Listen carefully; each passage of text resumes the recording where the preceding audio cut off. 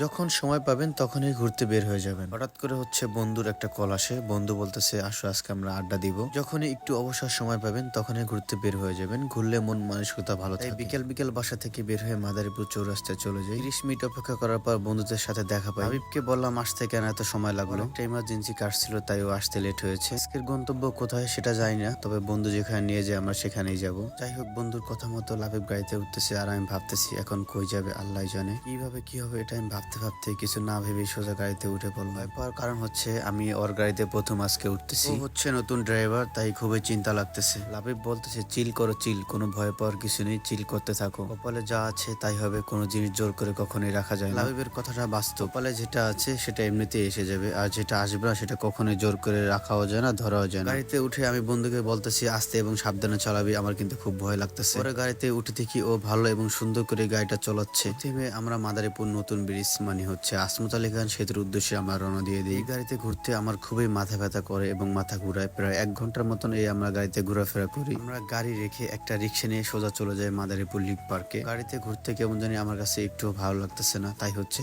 আমরা একটা রিক্সা নিয়ে লিক পার্ক চলে যাচ্ছি, সেখানে বসে আড্ডা দিতে হবে। বিকাল থেকে 3-4 ঘন্টা বসে আমরা গল্প করতেছি। হঠাৎ করে লাবিবের ফোনে একটা মেসেজ আসে, আমাদের সাথে কেউ দেখা করবে। লাবিব বলতেছে পরে তার সাথে হচ্ছে আমরা দেখা করার জন্য বের হয়ে পড়ি। তাদের সাথে প্রায় 30 মিনিটের মতন গল্প করি, সুখ দুঃখ ভাগ করে নিই। তাদেরকে বিদায় দেওয়ার পর ওই জায়গায় আমরা আরো 1 ঘন্টার মতন গল্প করতে থাকি। খুব ইচ্ছা করলো চা খেতে, তাই লাইভকে বলতেছি আজকে আমরা সারা লিকপারটা আমরা একটু হাঁটাহাঁটি করবো। হুট করে কাউসারের ফোনে একটা কল আসলো যে ইমার্জেন্সি তাকে বাসায় যেতে হবে। আর লিক পার্কে চা খাওয়া হলো না, যে চাটা আমার কাছে খুবই পছন্দের। এই ভিডিওটা ছিল এই পর্যন্ত। সবাই ভালো থাকবেন, সুস্থ থাকবেন, আসসালামু আলাইকুম।